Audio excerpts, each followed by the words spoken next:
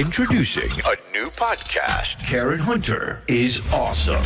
If you like me on SiriusXM Urban View Channel 126, you're gonna love me. And Karen Hunter is awesome. Hey, this is Karen Hunter, host of the Karen Hunter Show on SiriusXM's Urban View. Karen Hunter is awesome is an actual podcast to bring heat and energy and knowledge and power. A 1-2 punch that I don't think you get anyplace else. Tell the truth. So check out the podcast wherever you get your podcast. You will not be disappointed. Karen Hunter is awesome. A new podcast from Karen Hunter. This is the thing, man. Watching Ketanji Brown Jackson on Broadway, watching this man, spit bars and do things. He is, of course, the president of Howard University Hospital, co-author of Death in Custody, How America Ignores the Truth and What We Can Do About It.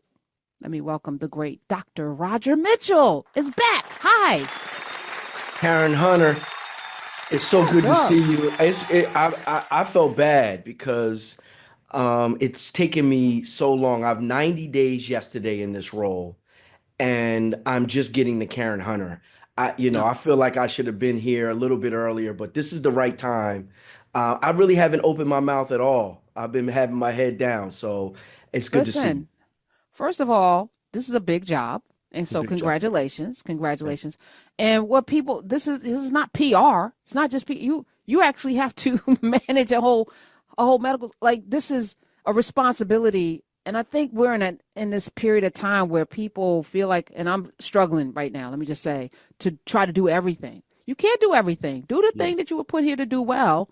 Everything else will fall into place. So I wasn't even expecting you to come in. I'm glad you're here. I just want to come talk with you and celebrate you. I know you're busy. Yeah. No, Howard Hospital started as Freedmen's Hospital.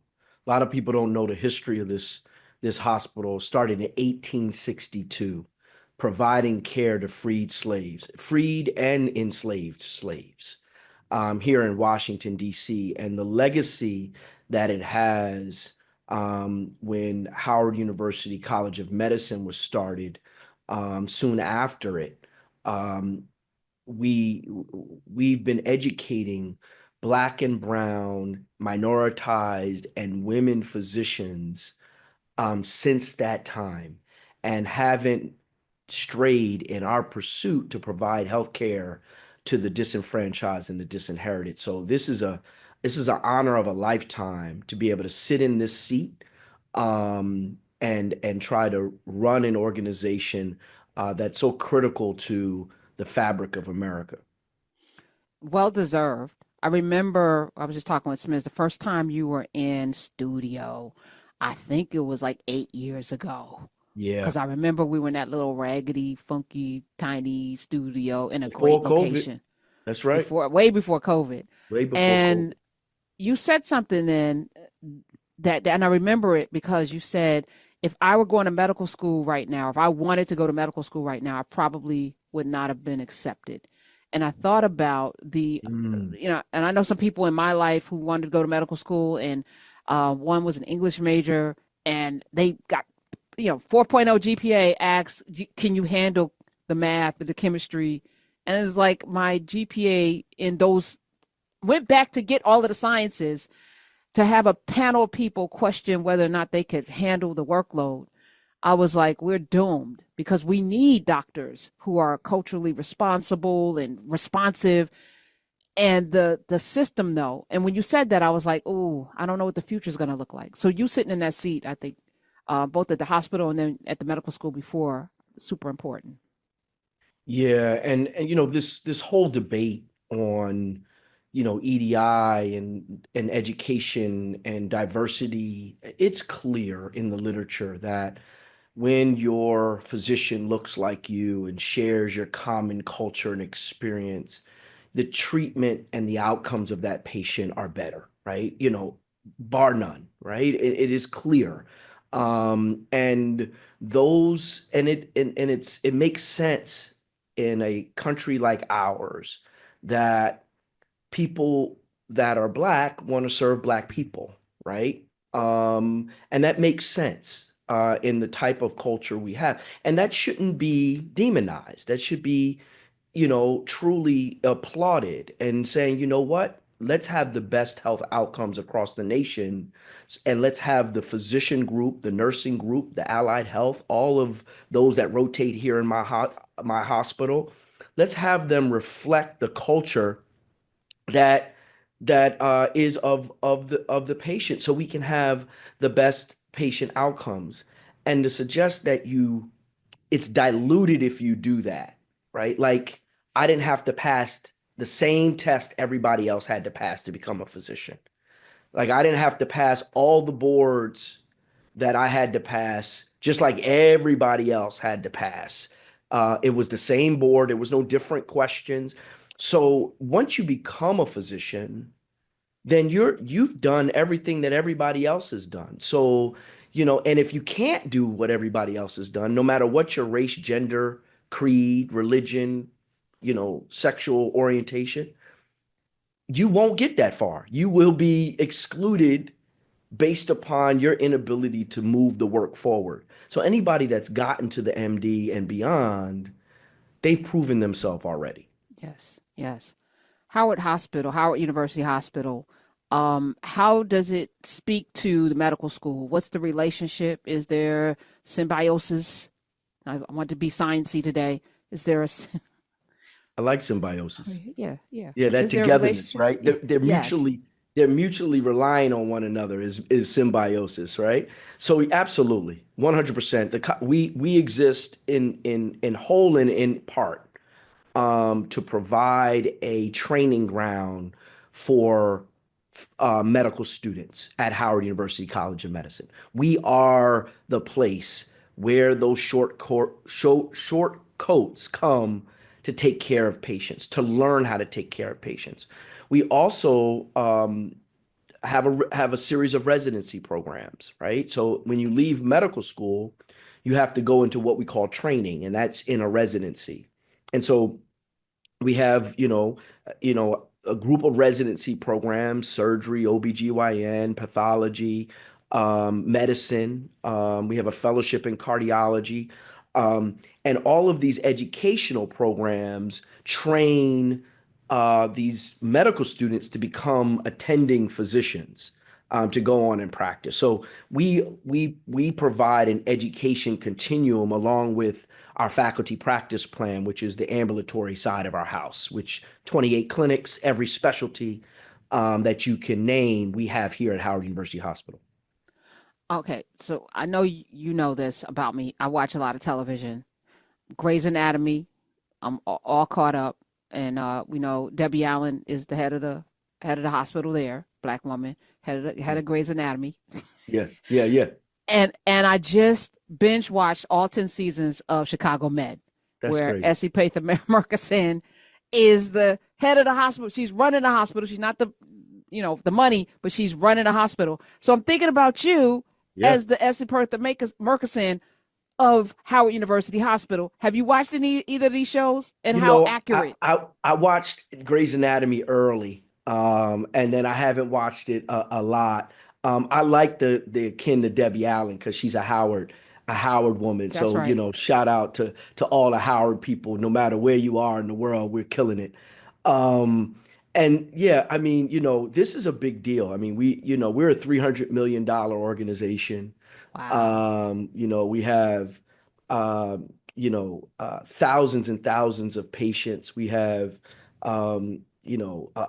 over about 200 physicians. We have over 200 residents. So we are a full service um, hospital and medical institution, that is in part managed by Adventist Healthcare System, that has three other hospitals in the DMV So, here. so So that's a we corporate. That's a corporate entity. Because I'm that, looking. If I know anything about presidents, part of it is a fiduciary. You're responsible for the money, which means you're dealing with the insurance companies. You have to deal with the corporate CEOs and the shareholders. So the fact that you're a medically trained doctor, really, that skill, it's good, but that's not the skill. So, right, what is your background, sir, in this navigation of all of these entities? especially in the current climate where these insurance companies are not looked upon favorably. Yeah, so I was the chief medical examiner in Washington, D.C. for 7 years. I ran, a multi-million dollar budget there. I ran a 24/7 operation. I moved that organization from being one of the worst organizations in the country from a forensic standpoint to one of the best, from being not accredited to being fully accredited. And so that placed me in a position to become the chair of pathology here at Howard University. Soon after that, I got elevated to the chief medical officer for all of ambulatory care, the 28 clinics, that's quality and safety. I also was the chair of the Performance Improvement Committee, which is quality and safety for the hospital. There is where I really, showed that I have a good understanding of the organizational framework and how we move hospital systems forward. And then got this opportunity to run this organization. And yes, I report to the Howard University Hospital Corporation Board. We have a CEO and a chair on that board. I report to the Adventist Leadership, which is a nonprofit religious healthcare delivery system that has Fort Washington, White Oak, and Shady Grove in Maryland. Those hospitals, as well as a rehab hospital, award-winning. Um, and so, and then there's natural talent, right? And this is for, you know, um, listeners, I don't have an MBA, a Master's of Business Administration, but in my roles, I have an interest and excitement when it comes to the finances, when it comes to the operations, when it comes to the ability to solve problems. We have an opportunity here to solve some problems, to do some really good things and provide some really good healthcare um, to to Washington, D.C. and the residents of Washington, D.C. That's what I was going to ask. Are you serving? I know you're Howard University Hospital. Who comes in? What's the typical patient? And are there folk that can't come in? No, no. Let me answer the second question first. No, we are open to everyone. We are the safety net hospital. We're a member of America's Essentials Hospitals, which is all the safety net hospitals in the country. And when that means safety net is that we are majority Medicaid type of institution. So we receive the majority of our patients, the majority of our 50,000 ER visits or you know 8,000 admissions that come into our hospital. The majority of them, probably anywhere from 70-80%, are going to be on public insurance, Medicaid, um, specifically, but some Medicare.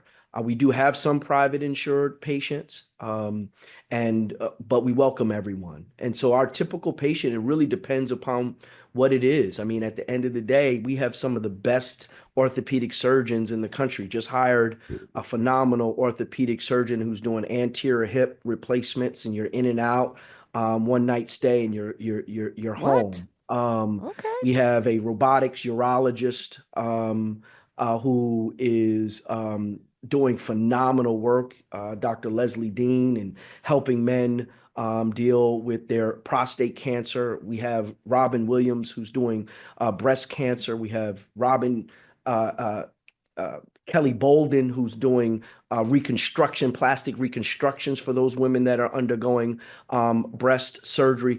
So, there has been a narrative, Karen, around Howard University Hospital as if you get shot and you get stabbed, definitely go to Howard University Hospital. We do trauma well. We're a level 1 trauma center. We absolutely do that. Have some of the best trauma surgeons in the country. But if you want your gallbladder taken out, go somewhere else. Mm. And we are fighting that narrative. We can do it all. Oh, okay. And our So let me physicians can do it all. to be able to do it all, you need money. Yes. We've been hearing that, Medicaid, Medicare, blah, blah, all these cuts, coupled with what's going on with the healthcare industry and the pressure put on them primarily because of the killing of the United Healthcare CEO. Mm. How are you? Because I always like we got to see ahead of what's happening. You can't live in where you are. You got to Yeah. prepare for what needs to happen next and throw yourself into the future. What's your strategy to deal with the possibility of maybe cuts in Medicare, maybe some pushbacks from the healthcare industry? Yeah, we we have been and will continue to provide the highest level of care to anybody that comes in our door, No matter what. and no matter what. And the reality of it is that in with Medicaid, we get maybe 40 cents on the dollar for a patient that needs a dollar 20 because they're coming in with a little bit more of an acute issue. There are some new programs coming down with Medicaid that we're participating in that are changing that are really positive movement in monetizing that patient, making sure that that patient can bring enough insurance dollars for their care. Um, you know, uh, and let me tell you, I'll make a plea, you know, we need alumni, we need HBCU alumni all over the country to want to fund Howard University Hospital. We want philanthropy dollars. The reality of it is that there is no other HBCU that owns and operates its own hospital in the country. And if it's not in the country, that means in the world. Howard University Hospital is the only owned and operated by an HBCU. And it's critical to what we're doing. We produce the most Black physicians in the country because of our history and because of who we are. And so if we're worried about what cutbacks will be in Medicaid, um, and we want to wonder about what we can do, is that we can actually support. We can support. The good news is that our government, our local government, is very supportive. Our local mayor has been extremely supportive of Howard University Hospital. And so we thank local government, we thank the local infrastructure, um, DC Hospital Association to move us forward. But the good news is that we're building a new hospital. Um, Wow, and that's that's huge. Where? that's major. It's going to be right here on our campus. We're working through kind of all the timelines and everything. But this is the time in this moment for all of us to double down on the things that we believe in, the institutions I and the agree. structures that we want to support. And we can do it through our time, our talents, and our treasures. I couldn't agree more. This is the only way forward is together.